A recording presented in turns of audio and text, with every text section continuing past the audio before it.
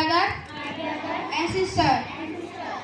I love my country and I am proud of its rich and varied heritage.